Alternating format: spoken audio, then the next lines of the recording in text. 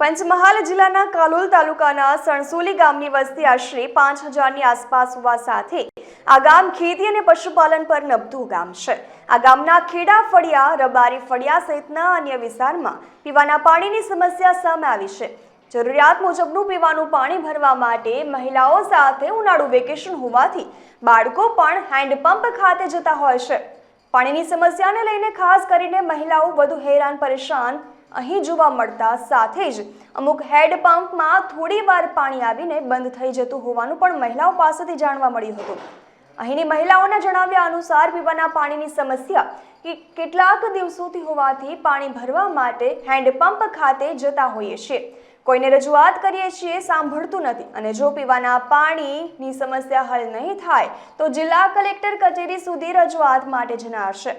જોકે બોરની મોટરમાં ખામી સર્જાતા તેને પણ રિપેરિંગ માટે મોકલવામાં આવ્યું હોય પણ હજુ તે રિપેરિંગ થઈને આવતા થોડા દિવસો લાગે તેવી શક્યતાઓ પણ જોવા મળી રહી છે।